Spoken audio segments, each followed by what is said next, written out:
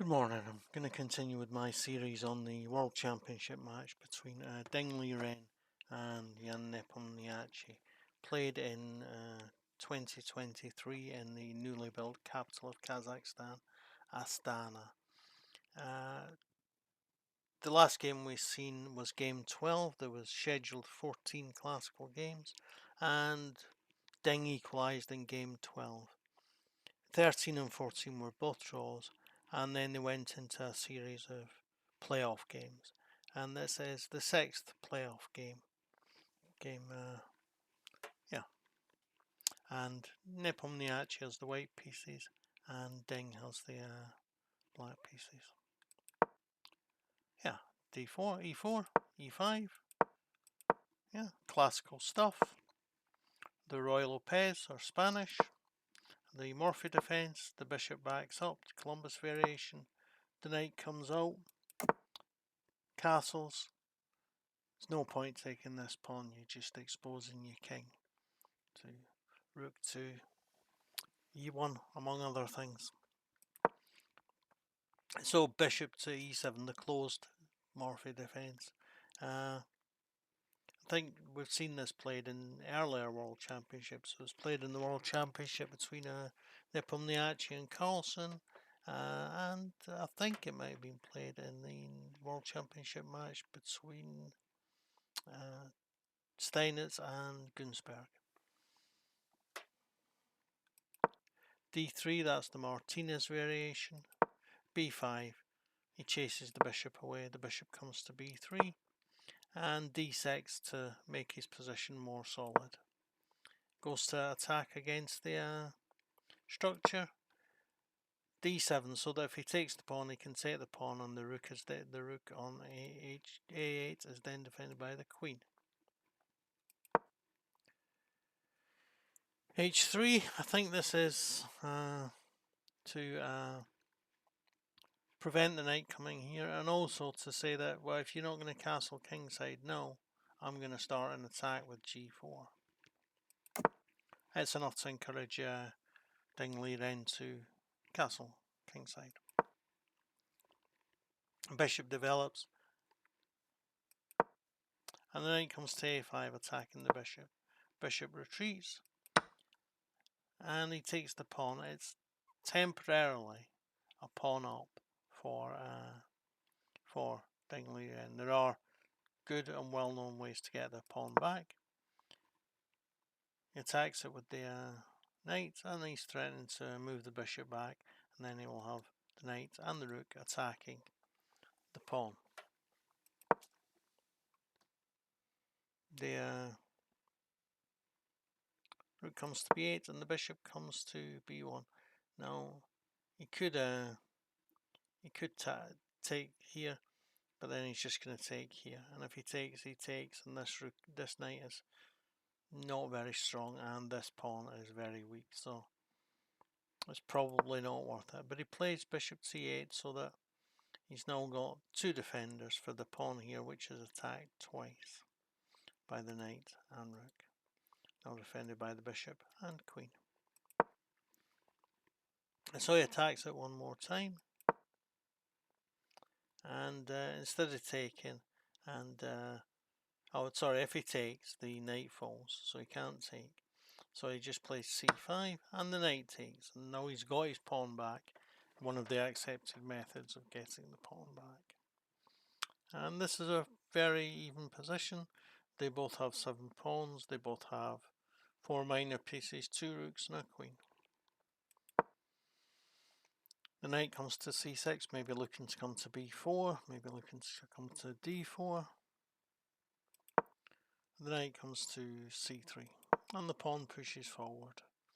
It's defended by the knight there, was undefended once the knight moved. The knight comes to d2, maybe he's thinking about coming to c4 and attacking the pawn again.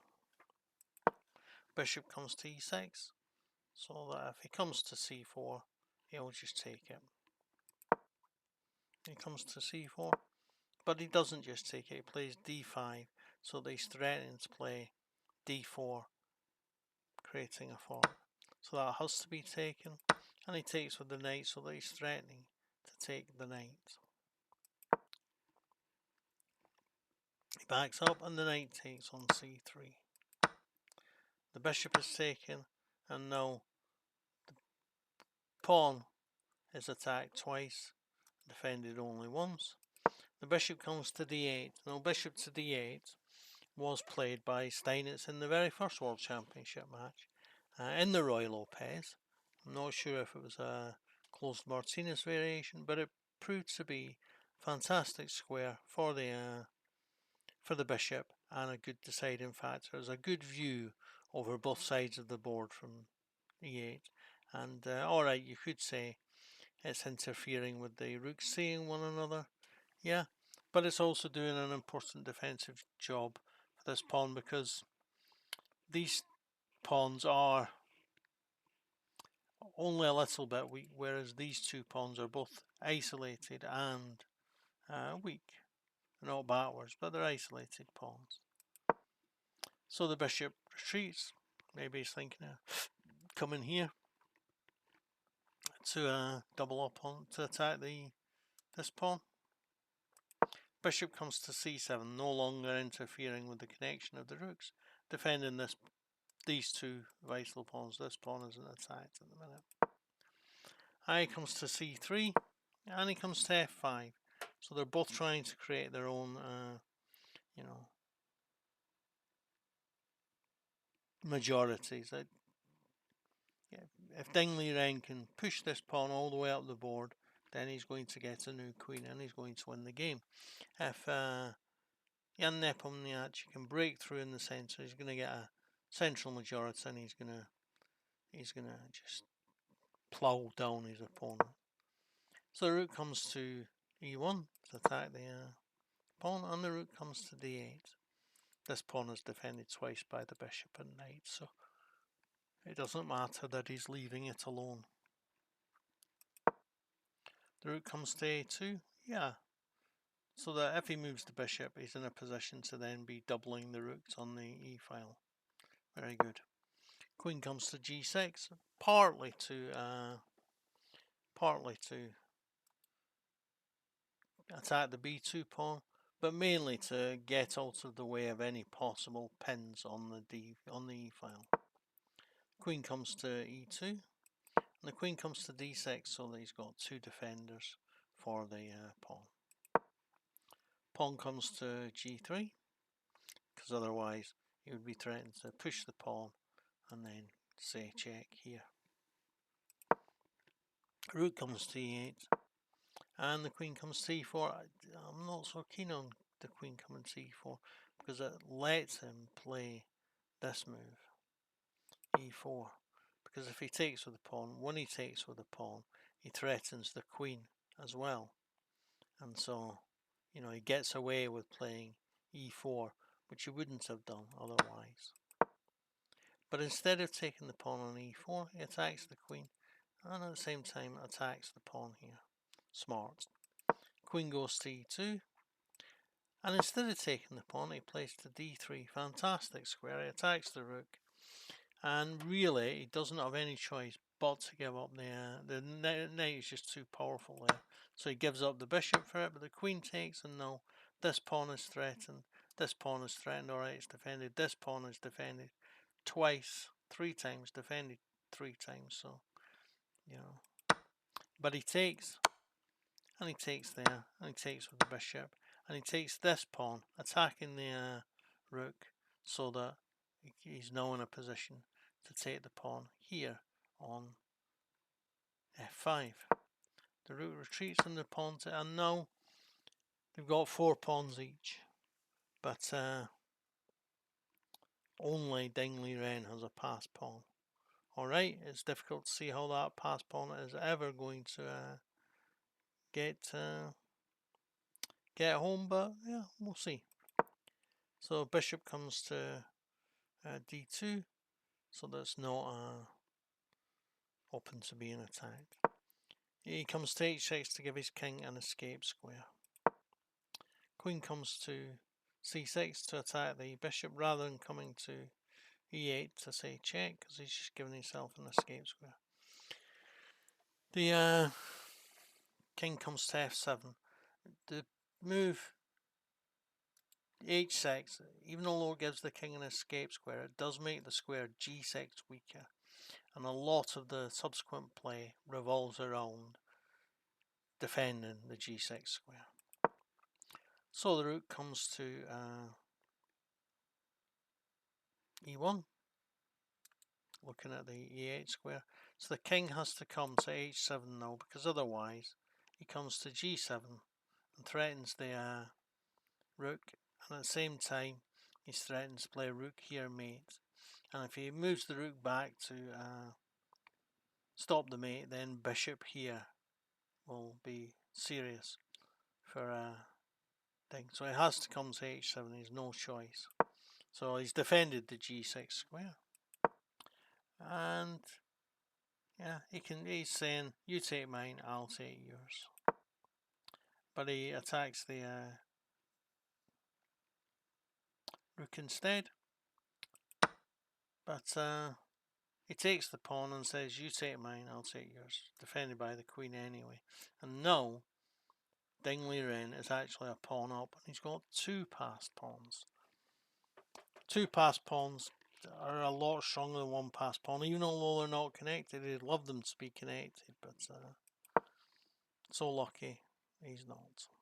So the rook comes to c1 to pin the bishop, and the rook comes to f6 to cover the g6 square. Queen comes to d7, threatening this pawn, and it means that if he takes here, he can only take with a rook, or he can't take the pawn as pinned as well as attacked. So the queen comes to e2, so that if this bishop ever abandons its post, then queen takes f2 will be a powerful threat. The queen comes to d5, threatens to come here, threatening this pawn for a second time, and it's defended. Now, yeah, might, he can play bishop takes bishop, bishop takes pawn, bishop takes bishop, rook takes bishop, and he's got his pawn back, but he's still got a free pawn here. But maybe he should have done that. So he plays to g8, and he plays check again, and he comes back, and he plays to e4 check again, and Ding decides he doesn't want another draw after 5 in a row. He wants to play for a win. So he plays g6, rook g6, playing for a win. Great. And the queen comes here to attack the pawn again, but the pawn moves all the way c4, where it's defended by the queen. And the pawn comes to h4, threatens to come to h5, and the rook is pinned. Queen comes to d3. He's saying, yeah, I'm perfectly willing to swap off these queens and see how I get on with my passed d pawn and my passed a pawn. He doesn't want to do that, of course. Queen comes to f6. Rook comes to f6 to threaten the queen, and the queen comes to g4, still looking at the g6 square. Pawn comes forward once more, and the queen is threatened. Queen comes to g6. He wants to prevent the checks. Obviously, he can't agree to swapping off. Rook c6, and the rook is behind the passed pawn for following the Tarlash rule. It's looking very hopeful for black here for Liren. And the queen comes to a8, where it still looks at the rook and looks at the pawn, and also he's got the idea of playing rook to d8 and rook here mate. So he has to play rook to d6 and give up his rook behind the pawn. And they swap off a pair of rooks. And the queen comes to d4, e4 check. And the queen comes back to g6. He does not want a draw. And of course, why should he be accepting a draw? He can play for a win here. I think if we switch on the analysis, see it's only only 1.22, so it isn't a clearly one position at the moment, but he's got opportunities to keep playing for a win. And if there's one thing that the reign of Magnus Carlsen as world champion taught us as chess players is that it's good to fight on. People make mistakes if you make them keep going 50, 60 moves. So the queen comes to c4, rook comes to b1 check, still covering here. Maybe he can be thinking about playing bishop pawn here, bishop here and getting a queen, but then he's probably going to be giving up a perpetual check. But still, king comes to h2, and he takes the opportunity to push the a pawn whilst the queen is defended by whilst the bishop is defended by the queen. Great. So he threatens the pawn for the second time, and the pawn comes to a3, and he's saying, yeah, you might well get this pawn swap off the bishops, but then I'm coming to a2, and my queen is still preventing any checks here, and you're not stopping my pawn from being a new queen. So obviously he can't swap, but now the queen comes to c7, and he's threatening mate himself on g7. So the queen comes back to g6 to defend. But still, the same things apply about this position. If he swaps off, then he swaps off, and then Liren plays here, and however he threatens the pawn, the queen can come back here and be protecting the pawn all the way home. So he can't take that pawn. He can't take that pawn. It won't work. So he attacks the pawn, the bishop, but the pawn just goes on. It's covered by the queen, and if you take the bishop, of course, you're getting a new queen. So he can't do that. So he covers the queen and square with the bishop. The bishop comes to d6, and everything's defended. And the king comes to g2, and the pawn comes to h5. It's great. Stops this pawn ever from coming here. Doesn't give the king another square because the square is taken by the bishop. But you know, it might provide a way out for the king at some point in time. So the king comes to f1. He really is beginning to run out of moves. Bishop comes to e5. So that, yeah, now he's threatening to play bishop here. And yeah. Pawn comes to g4, it's taken, and the queen, pawn plays to h5. If he takes the pawn here, not only will queen be able to set this pawn, but it will be a check, and it will be very difficult for him to stop these checks without giving the queen up. Might still be a win for Ding that, but he's not risking it. He plays f5. Great. Why give your opponent chances? So the bishop is pinned, and the pawn comes to g3. This pawn is pinned, so it has to come forward to f4.